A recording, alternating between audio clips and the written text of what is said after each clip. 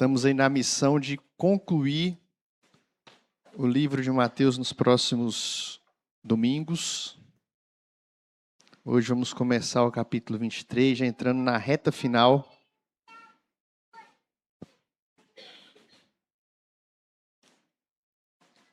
Leremos do verso 1 ao verso 12. Avisando aos irmãos que o nosso pastor Ronildo, junto com a nossa irmã Magna, estão no período de férias, por isso, nesse domingo, no próximo, vocês não verão o pastor por aqui, está descansando merecidamente, mas estamos aqui, servindo ao Senhor com alegria. Mateus 23, do verso 1 ao verso 12, com reverência, vamos acompanhar a leitura da palavra. Então falou Jesus às multidões e aos seus discípulos. Na cadeira de Moisés se assentaram os escribas e os fariseus. Fazei e guardai, pois, tudo quanto eles vos disserem. Porém não os imiteis nas suas obras, porque dizem e não fazem. Atam fardos pesados e difíceis de carregar e os põem sobre os ombros dos homens. Entretanto, eles mesmos nem com o dedo querem movê-los. Praticam, porém, todas as suas obras com o fim de serem vistos dos homens, pois alargam os seus filactérios e alongam as suas franjas.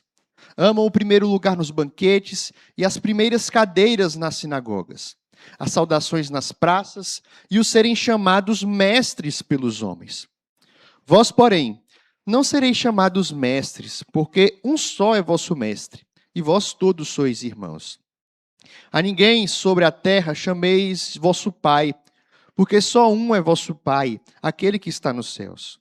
Nem sereis chamados guias, porque um só é o vosso guia, o Cristo. Mas o maior dentre vós será vosso servo. Quem a si mesmo se exaltar, será humilhado, e quem a si mesmo se humilhar, será exaltado.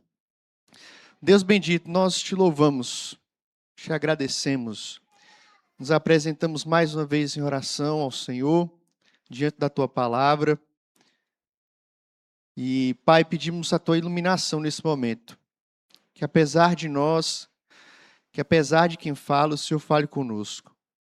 E que seja para nos exortar, nos corrigir, nos animar, realinhar, ó Deus, a nossa vida, a nossa visão com aquilo que o Senhor quer e espera de cada um de nós. Em nome de Jesus pedimos por isso, confiados no Senhor que fala. Amém. Amém.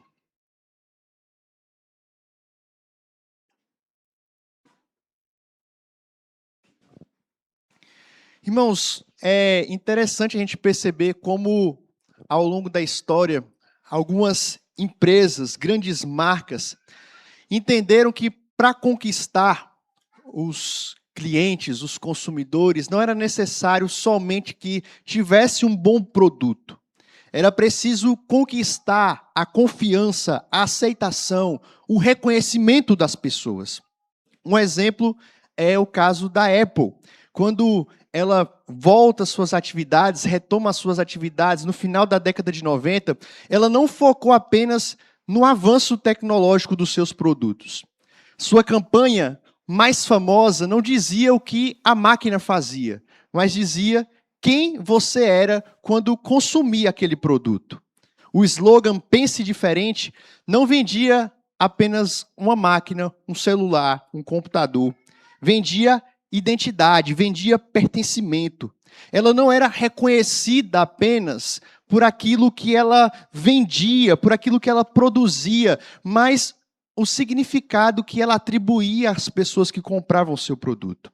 Ser usuário da marca passou a comunicar criatividade, exclusividade. Ela foi construída para que as pessoas desejassem, reconhecessem como um consumidor daquele produto. Isso não é um caso isolado. Várias empresas gastam bilhões para moldar como elas são vistas. Vão trabalhar a narrativa, os valores, discursos, imagens, porque sabe que reconhecimento, confiança, isso gera adesão. Uma marca que é bem vista, que é reconhecida, ela abre portas, ela consegue ali influência, consegue consumidores. Da mesma forma também, quando uma marca ela é mal vista, ela perde credibilidade no mercado. As pessoas não querem comprar, mesmo que ela tenha bons produtos. E essa lógica da imagem, do reconhecimento, isso não é somente no campo dos produtos, no campo corporativo. Ela se infiltrou na cultura como um todo. Nós vivemos numa sociedade que tem essa ideia, esse valor de que você tem que mostrar bem sua imagem. Você precisa vender quem você é. Como você se apresenta, como você se comporta, a sua reputação, a sua visibilidade, isso faz parte, não somente de quem você é, mas daquilo que você faz também. Hoje, na verdade, muitos se preocupam muito mais naquilo que elas parecem ser do que elas são de fato. E pouco a pouco a gente vê como o reconhecimento do homem, aquilo que ele mostra, isso acaba ganhando muito valor.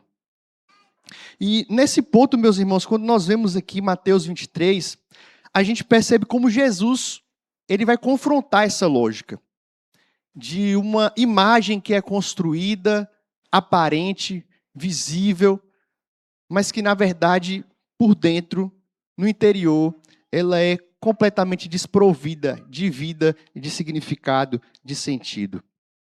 Pessoas que eram respeitadas, que eram admiradas, que eram chamadas por títulos honrosos, aos olhos do povo, elas possuíam uma marca espiritual de confiança. Mas quando Jesus olha para essas pessoas, o que a gente tem é um olhar de juízo e de repreensão. O que agradava o público não era o que agradava o Rei Jesus.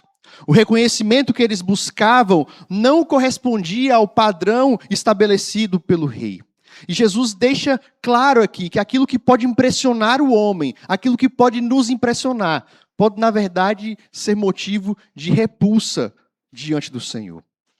Mateus 23 nos ensina que Deus não avalia a sua igreja, não avalia o seu povo, não nos avalia segundo o marketing espiritual, nem segundo a lógica da aceitação desse mundo. O padrão que agrada ao rei não é de um discurso religioso vazio ou de uma falsa aparência, mas de serviço e humildade. E diante disso, a pergunta que fica então é: como você quer ser reconhecido pelo rei? Como você quer que o rei te conheça? Que o rei te reconheça? Será que é pelo discurso sem prática? Era assim que esses homens, a quem Jesus se refere aqui, eram reconhecidos. Verso 1 ao verso 4. Mateus inicia esse registro com uma denúncia de Jesus com aqueles que deveriam liderar e cuidar do povo com a palavra de Deus, mas não faziam isso. O primeiro foco de Jesus aqui é a realidade de que esses líderes gostavam de impor regras que eles mesmos não seguiam. Jesus fala que eles se assentavam na cadeira de Moisés, na cátedra. Ao contrário de como as aulas são hoje, geralmente, um professor em pé e os alunos sentados. Nessa época, o professor sentava numa cadeira e os seus alunos ficavam ao redor, aprendendo com o mestre, aprendendo com o professor. Essa cadeira era conhecida também como uma cadeira de ensino, um assento de ensino. E ainda hoje, muitas universidades, essa linguagem é presente, a cátedra de direito, a cátedra de filosofia. Em algumas faculdades, dependendo da área, ela recebe o nome até de uma pessoa que foi referência naquela área. E quem é que estava ocupando aqui essa cadeira, a cátedra de Moisés, o lugar de Moisés? Jesus diz: os escribas e os fariseus. E Jesus vai dizer aqui: cuidado com eles. Cuidado porque existem coisas que eles dizem que são boas. Ainda assim, é preciso ter cuidado com seus ensinamentos. Os escribas, eles eram teoricamente os grandes intérpretes da lei, aqueles que eram especialistas em Moisés.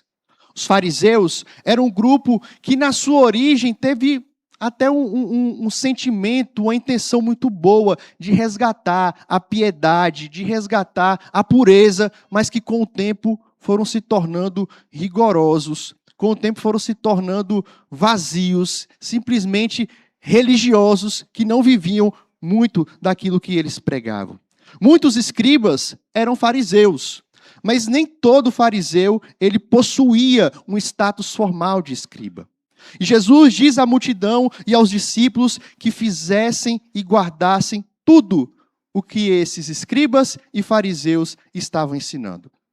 E é interessante a gente pensar nisso, porque em muitos momentos nos evangelhos, nós vimos aqui no evangelho de Mateus, Jesus na verdade vai estar corrigindo os ensinamentos desses homens. Jesus vai chamar a atenção, olha, cuidado com o fermento dos fariseus, olha, cuidado com aquilo que vocês têm ouvido deles. E a gente vê aqui Jesus falando para obedecer, como assim? É interessante porque esses homens, eles tinham dois problemas muito graves nos seus ensinos.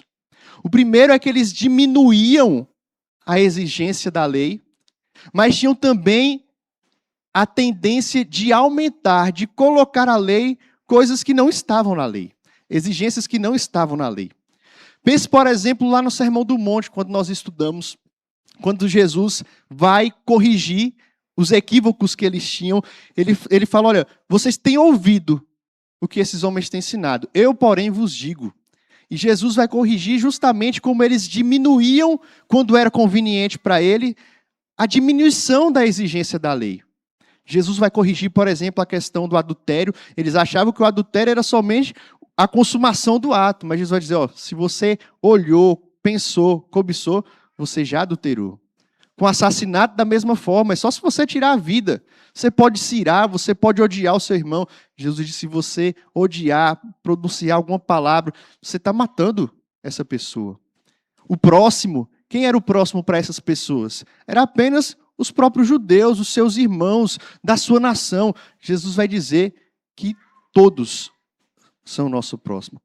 Gentil, estrangeiro, crente ou não crente, nós devemos amar o nosso próximo. Mas eles também acrescentavam coisas à lei. A gente olha isso, por exemplo, no episódio em que eles repreendem Jesus e os seus discípulos quando eles vão comer e ali eles não lavam as mãos, uma espécie de cerimônia de lavagem que não era exigida para a lei e esses homens obrigavam os outros a observarem. Eles eram muito bons em criar leis quando era conveniente e muito bons também em diminuir a exigência da lei quando era de própria conveniência. Mas Jesus então está fazendo aqui uma distinção clara entre a lei de Deus, aquilo que foi dado por meio de Moisés e as leis que aqueles homens estavam inventando. E o alerta de Jesus aqui é importante, porque o problema não estava na lei. O problema estava em como aqueles homens estavam manipulando, manuseando a lei do Senhor. A lei é boa, é justa, é santa.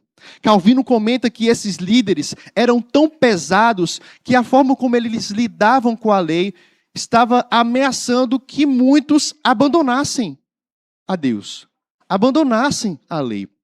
E a gente olha isso hoje.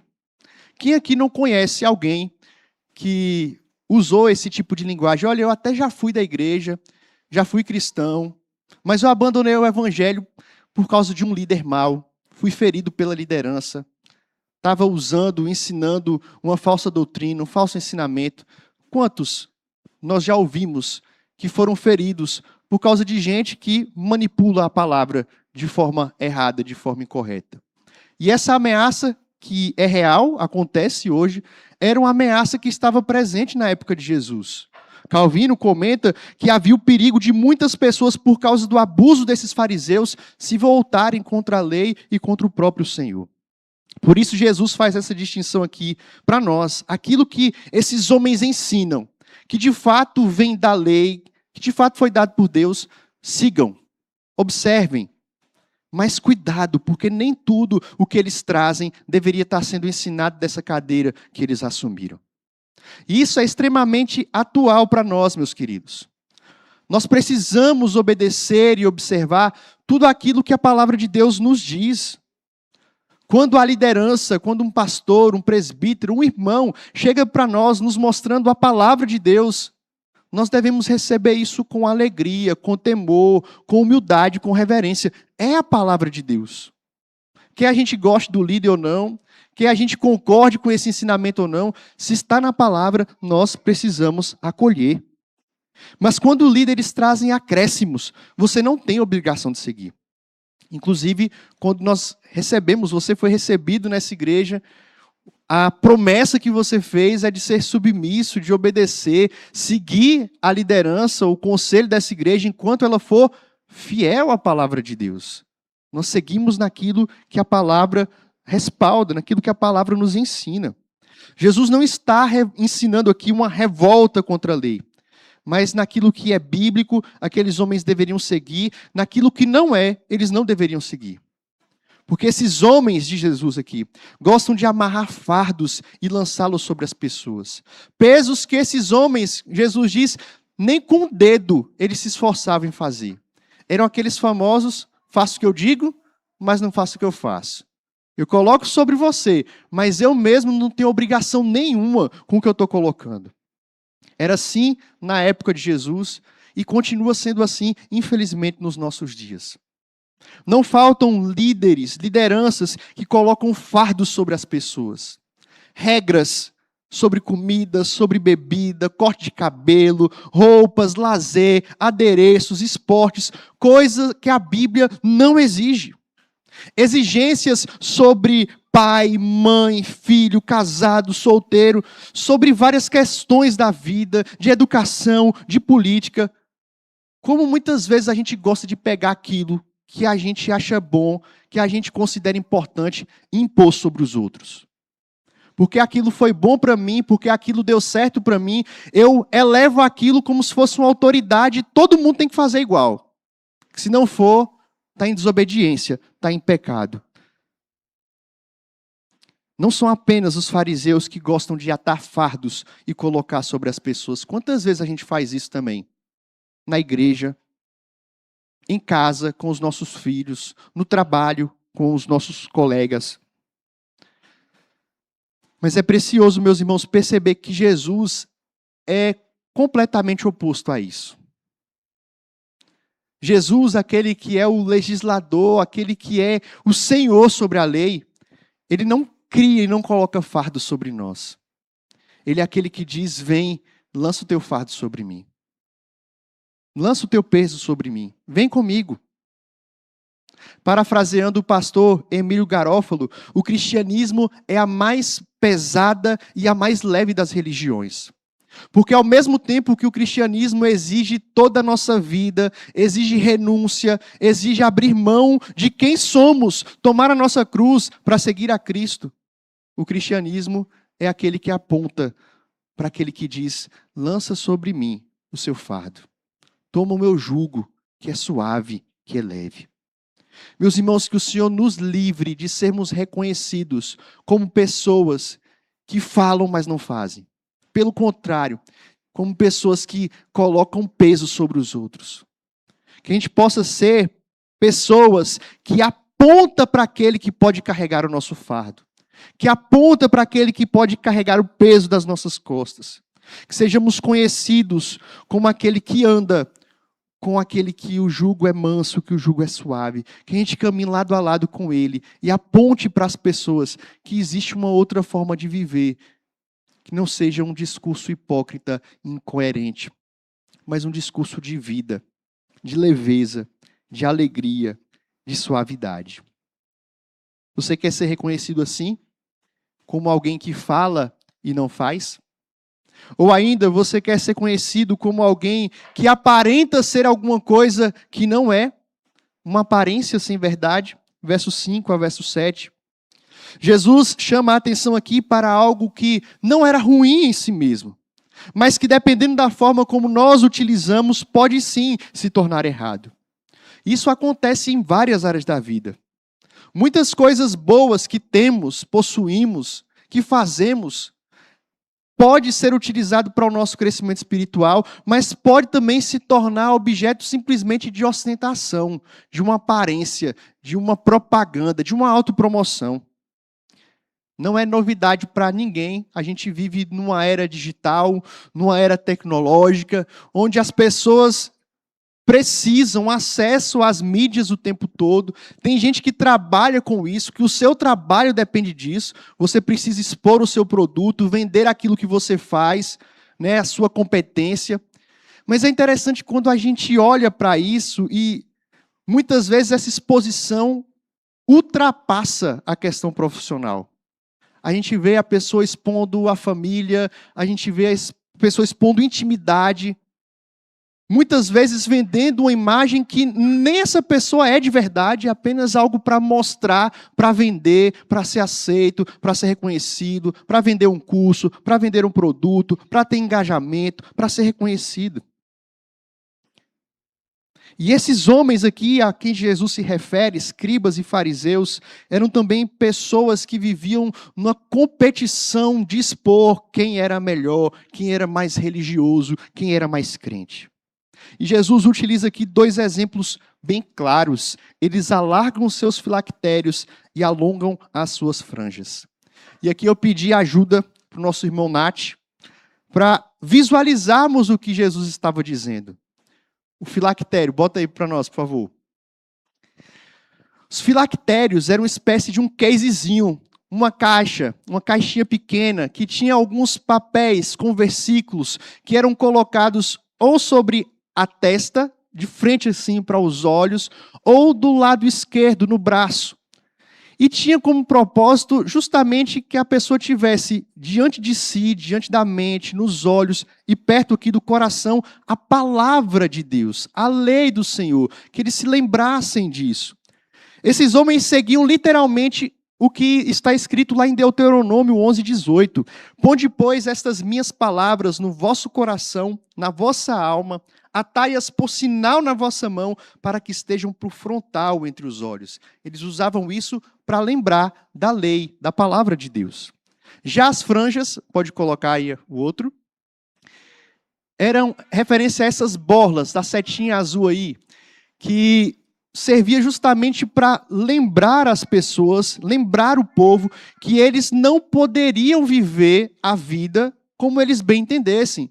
Eles tinham a lei de Deus, deveriam olhar para isso e se lembrar que tinham que seguir a lei do Senhor. Então são dois objetos, dois adereços, que tinham um simbolismo, que tinham um objetivo justo, bom, lembrar da lei do Senhor. Que a lei precisa estar no nosso coração, diante das nossas vistas, não podemos abandonar, viver sem a lei de Deus. O grande problema, meus irmãos, é que Jesus sabia que esses homens não usavam isso com esse objetivo. Eles não tinham intenção de lembrar da lei do Senhor, de buscar a lei do Senhor, mas eles queriam aparecer. Eles queriam usar isto para mostrarem-se como pessoas piedosas, preocupadas com a palavra de Deus. Então não bastava muitas vezes ter uma caixinha, às vezes era uma caixa um pouco maior. Não bastava que a borla fosse pequena, tinha que ser um pouco maior para chamar a atenção. Ou mesmo que ele não aumentasse, mas só de usar, ele estava ali mostrando, olha, eu prezo pela lei, eu prezo pela palavra. Quando eles não estavam preocupados com isso, coisa nenhuma. Só que a gente não tem esse problema, né? A gente não tem filactério, a gente não usa esse tipo de roupa. Mas quais os instrumentos que nós usamos hoje para aparentar uma piedade ou uma falsa piedade? Será que você gosta de andar com a Bíblia debaixo do braço, mesmo que você não leia, para mostrar? E quanto maior a Bíblia, melhor para mostrar que você é crente, que você tem ali. Eu uso a Bíblia. Eu não uso celular, não. Esse povo que usa celular, eu uso a Bíblia e mostro que eu sou crente de verdade, não tenho vergonha. Mas será que se preocupa? Será que lê? Ah, eu decorei tantos versículos, eu decorei o catecismo, eu sei de cabeça. Para quê? Ah, eu tenho na minha estante vários livros de teologia, de vários assuntos bíblicos. Para que isso? Ah, eu posto todo dia um versículo lá no meu Instagram, boto uma musiquinha, reposto daqueles canais, daquelas páginas, daqueles perfis que tem uns conteúdos legais. Para que você reposta isso? Para mostrar que você é crente? para mostrar que você está em dia com a sua leitura, para mostrar que você é diferente do... Qual a intenção de fazer isso? Não há nada de errado com essas coisas. Andar com a Bíblia, postar um versículo, não há nada de errado com isso. A questão é por que nós fazemos isso? Qual é a nossa motivação? Irmãos, nós precisamos urgentemente sondar os nossos corações e as nossas motivações. Por que fazemos o que fazemos? Por que você vem à igreja? Por que você faz o que você faz? O que é que te motiva? Nós temos uma tendência muito rápida de quando olhamos os outros fazerem isso, a gente já julga, ó, tá querendo aparecer. E quando é a gente que ora? E quando é a gente que posta? E quando é a gente que se veste? E quando é a gente que usa? É para glorificar a Deus ou é para nossa autopromoção? Esses homens gostavam disso. Jesus continua dizendo que eles amavam os primeiros lugares, as posições de destaque. E é interessante notar que Tiago condena isso. O dar os primeiros lugares àqueles que eram ricos, porque eles queriam justamente se exibir, se mostrar. Os melhores lugares na sinagoga eram aqueles que ficaram perto onde a leitura da lei era feita. Era um lugar onde você conseguia ver todo mundo e todo mundo conseguia te ver. Eles gostavam de serem vistos. Talvez quem senta aqui na frente pode correr esse risco. Eu não sou igual o povo lá do fundão, não. Senta aqui na frente, porque eu gosto de estar aqui. Estou dizendo que é o caso de vocês, não, tá? Mas quantos fazem isso? Tem igreja até que tem área VIP, hoje em dia. Área separada. Para mostrar, a pessoa chega, todo mundo viu, senta no lugar de destaque. Querem aparecer, querem os louros. Jesus diz, eles gostavam dos títulos, mestres, guias, doutores. Isso não ficou no passado. Não me chame de mestre, eu sou doutor. Não me chame de pastor, eu sou reverendo. Me chame disso, me chame daquilo. Quantas vezes a gente deixa subir a nossa cabeça aquilo que a gente tem, aquilo que a gente possui, e usamos isso como ostentação. Mas Jesus disse que tudo isso era aparência. Não era verdade. Quando Jesus vai falar aqui dos ais, quando Paulo escreve lá aos Romanos, esses homens eram verdadeiros sepulcros caiados. Bonito por fora, mas por dentro estavam mortos. Talvez você esteja pensando, pastor, graças a Deus eu não tenho problema com isso. Eu não gosto de aparecer. Eu nem tenho rede social. Eu excluí meu Instagram para não ter problema de postar. Não se engane. Porque até mesmo essa postura de eu não gosto de aparecer, essa anonimato, isso pode ser apenas aparência. Eu não sou igual a eles. Eu não gosto de aparecer. Eu tenho pavor a isso. A intenção não é simplesmente porque você não quer postar alguma coisa, mas é para mostrar que você não tem esse tipo de problema. Você não é melhor. Você é melhor do que o outro que faz isso. Nós precisamos, meus irmãos, como lemos aqui no Salmo 139, pedir que o Senhor sonde os nossos corações. Que Ele veja se há em nós algum caminho mau. Que Ele nos guie por um caminho justo, por um caminho santo, por um caminho agradável a Ele. Será que você tem vivido dessa forma? Uma aparência sem verdade? Tem apenas vivido de máscara? Uma roupa que muitas vezes não te cabe, mas ainda assim você veste só para parecer o que você não é? Mas existe uma outra forma, uma última forma que nós podemos, e é o que Cristo quer que nós sejamos reconhecidos, pelo serviço e humildade que agradam a Deus. Jesus aqui retoma um assunto que ele já havia tratado outras vezes no próprio Evangelho de Mateus, de que nós somos chamados para servir.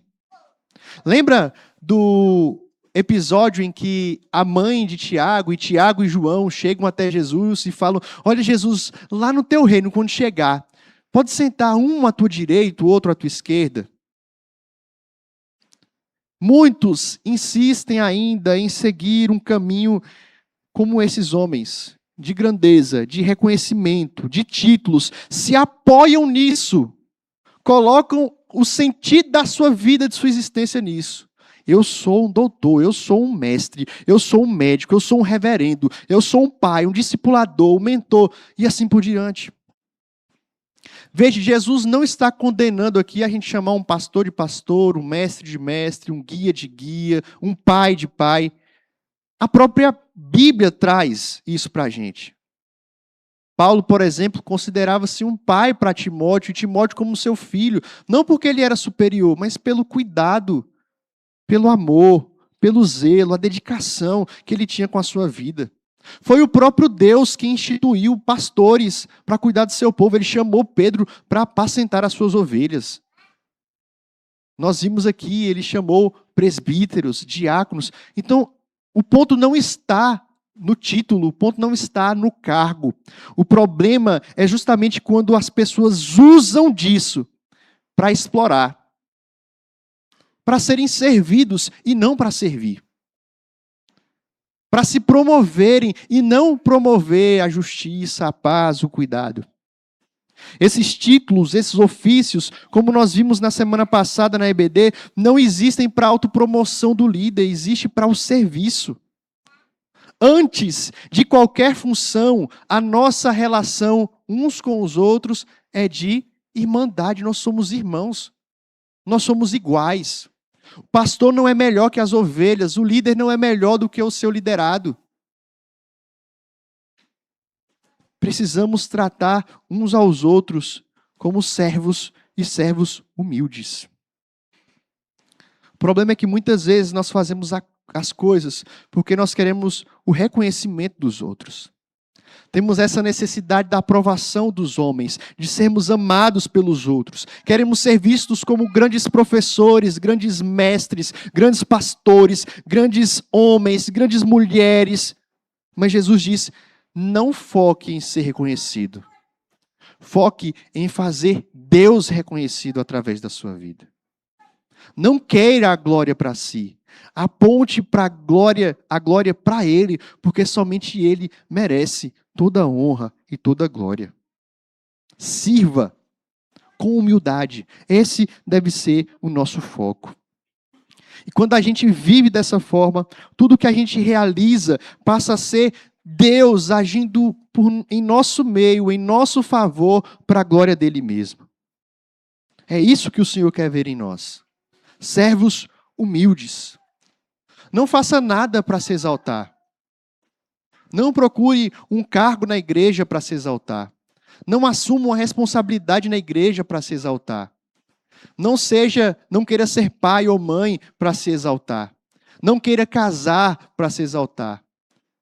Não queira viver nessa terra para se exaltar, mas faça tudo o que você fizer por amor ao Senhor, para a glória de Deus, em serviço e humildade. E sabe por quê? Veja como é que Jesus conclui aqui no verso 12.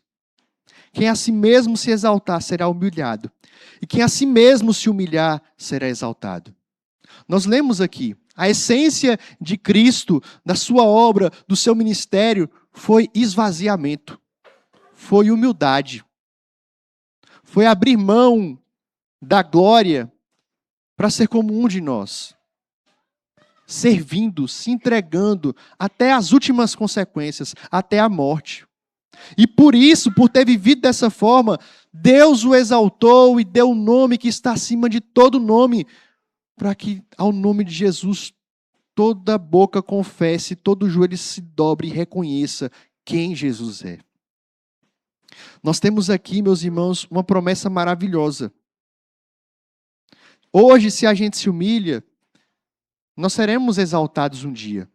Mas há também um alerta: se a gente se exalta agora, nós seremos humilhados depois. E isso nos lembra mais uma vez o ensinamento de Jesus lá no Sermão do Monte, quando Jesus ensinou a respeito das orações públicas, da prática da caridade.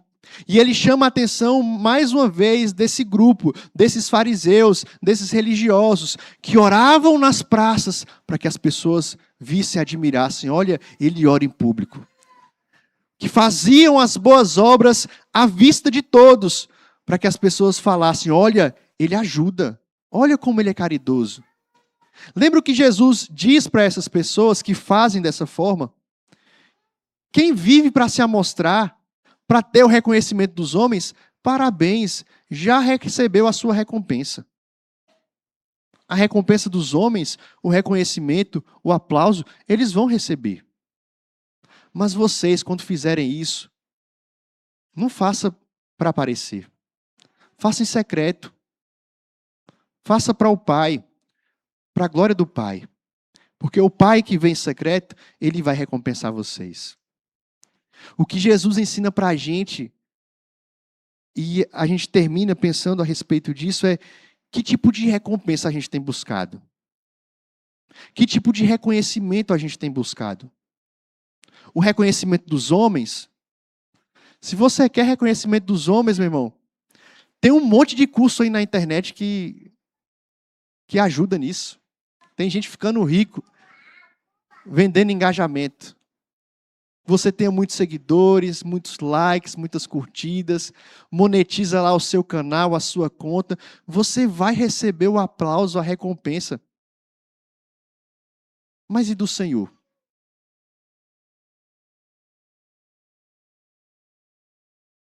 É mais importante, você tem corrido atrás mais do que os outros pensam a respeito de você, ou daquilo que o Senhor, que sonda o coração, sonda a mente, sonda as nossas intenções, tem visto.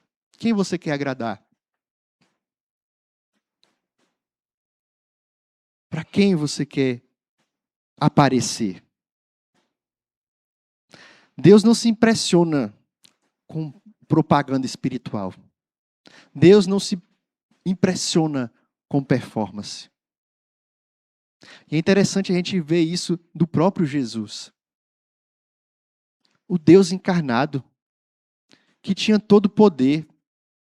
Jesus não ficou atrás de ficar se amostrando com as suas curas, com os seus milagres, não. Tudo que ele fez tinha um propósito, tinha um objetivo, apontava para o Pai, para a glória do Pai, para a vontade do Pai. Ele disse isso, é a minha comida, é a minha bebida, eu quero viver para Ele. Que possamos seguir esse mesmo caminho. Que o Senhor nos livre de toda hipocrisia, de falar e não fazer. Que o Senhor nos livre de toda vaidade, das máscaras. Que vivamos uma vida autêntica, uma vida de serviço, uma vida de humildade na presença do Senhor.